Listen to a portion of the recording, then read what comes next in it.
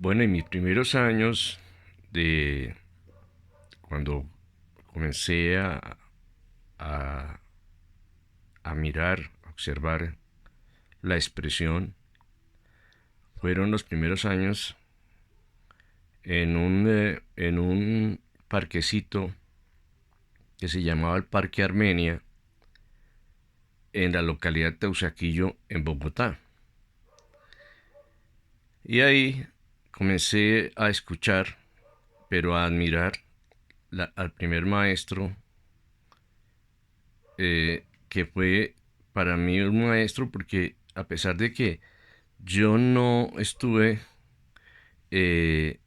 pues de alguna manera sí tuvimos una relación de maestro a alumno porque por lo menos nos saludábamos y nos conocimos. Mi primer maestro, considero, en la expresión y en el arte dramático, aunque no le recibí clases, pero lo admiré, Waldo Rego. Y otro maestro, y por el cual yo me convertí en guitarrista, fue el maestro con una canción que se llamaba Doña Azucena Linda, Noel Petro. Pero yo vine a encontrar en ese cementerio central, pues muchísimas cosas, un aprendizaje social muy grande. Ahí mirábamos nosotros desde la estación 40, cuando la policía de pronto, porque uno bajaba ahí por la Caracas con 27, sin papeles a la edad de los 10 años o 11 años, y iba a parar allá, a la estación de la policía de la 40. Y ahí aprendí muchísimas cosas, a mirar las clases desde todos los ángulos, desde las más bajas hasta las más altas. Pero fue precisamente cuando estuve en el externado de Colombia estudiando áreas sociales primero y después en la posibilidad de culminar derecho, que entré a participar en el bienestar familiar y contribuí con la fundación del Grupo Cultural El Candil. Ahí encontré una canción que me llamó la atención que se llamaba A Desalambrar. Después estuve en algunas cosas de las juventudes liberales allá en el externado de Colombia y alguna cosa hice ya de manifestación ya evolucionaria, pero fue allá donde encontré al gran maestro Gregorio Becerra y al gran maestro Raúl Blanco. Y en esas experiencias, pues, de eso que yo admiré, pues fue algo maravilloso, porque eh, hoy mirando cómo se ha desarrollado Bogotá, de esa Bogotá donde uno miraba con mucha admiración en ese tiempo, eh, la fábrica de cerveza de Bavaria, y uno pues agachaba la cabeza, hoy encuentra son unos edificios maravillosos al lado del Hotel Tequendama. Y fue ahí donde yo al lado de conocí, me crié, porque yo fui amigo de la infancia de los hijos de Iván López Botero, Eduardo López y Alberto Iván López Botero. Y entre ellos y entre todos los amigos de la patota, porque nos metíamos y hacíamos cuevas en los parques, y allá hacíamos aventuras, no de locuras, sino de aventuras de niños, construyendo castillos. Y ahí en ese punto, pues se conocieron todas las formas que iban transcurriendo entre también una oportunidad de mirar otras, por la Segunda Guerra Mundial, otras huidas de muchos extranjeros, porque ahí se ubicaron muchos extranjeros que huían de la Segunda Guerra Mundial y que se ubicaron ahí. Pues uno miró en forma, en forma muy infantil y muy inocente ese transcurrir, pero esas experiencias son las grandes experiencias que yo les he dicho, que quedan en la memoria y que se van convirtiendo poco a poco en esas programaciones. Y esas programaciones lo van edificando a uno, lo van,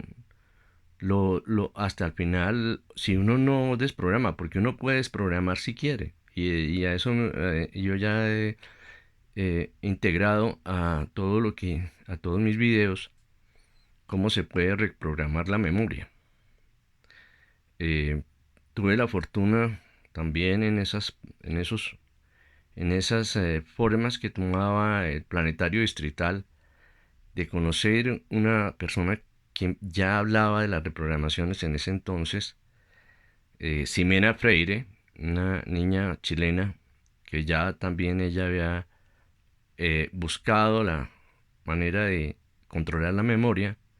y fue a través de Ximena que yo encontré el control de la memoria, como también lo que era una buena alimentación, que eso la encontré eh, cuando yo colaboré para la fundación de la Asociación Colombiana de Naturistas. Y ese fue un transcurrir de mi infancia. Claro,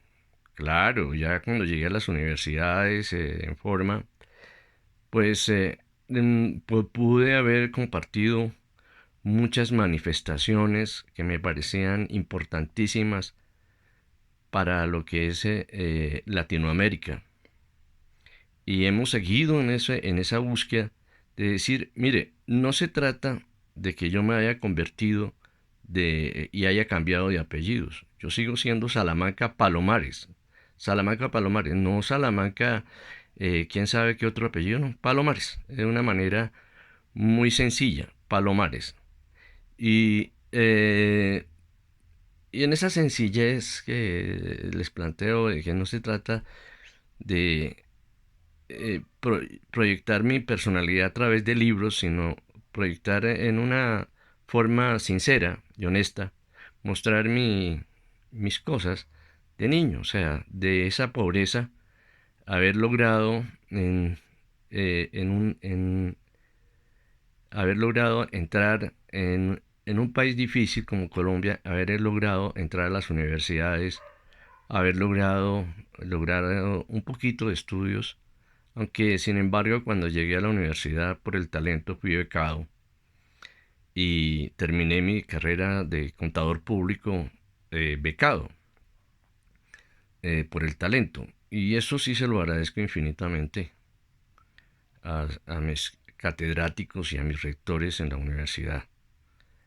Y hay muchas experiencias que uno quisiera contar, pero esas son las experiencias. El haber nacido de las flores del cementerio central de Bogotá y hoy estar ahí eh, hablándoles desde esta forma muy eh, eh, frágil e inocente y de una manera no una manera muy opulenta, sino una manera muy sencilla, que es la parte que me parece fundamental, porque no se trata de que ahora le vamos a dar más importancia a las apariencias, al look. Yo considero que no es el look lo importante, porque para mí es mucho más importante la personalidad. Y la personalidad lo aprendí desde hace unos añitos, aprendí que es la perfección y la amplificación de las cualidades innatas y las cualidades adquiridas. Esa es la personalidad. Entonces no le doy mucha importancia porque después ya de ver que la expresión verbal vale el 40%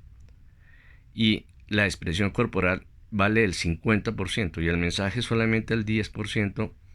en el poder de convicción, pues le doy más importancia a la expresión que al look,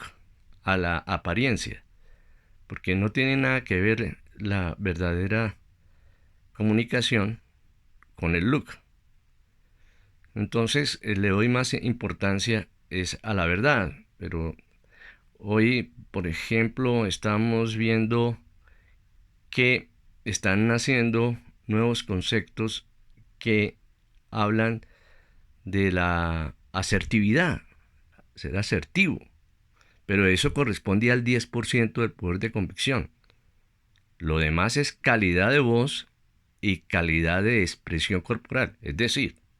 la gran diplomacia. A eso es lo que debemos apuntar, porque si no, cuando lleguemos a la verdadera competencia, que es la competencia macroeconómica, que es la competencia del mercado internacional, ahí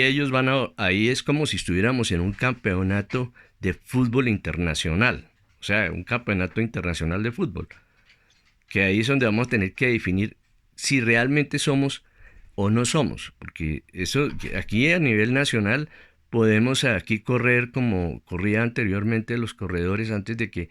pasara lo que ha pasado, que nació un Cochise, después un Nairo y ahora vimos ahora un corredor que ya ganó un Tour de Francia. Entonces, los que estamos de precursores de que la expresión hay que desarrollarla en el país, porque nos hemos dado cuenta que a nivel internacional la cosa es son de peso pesados de las grandes ligas de la comunicación.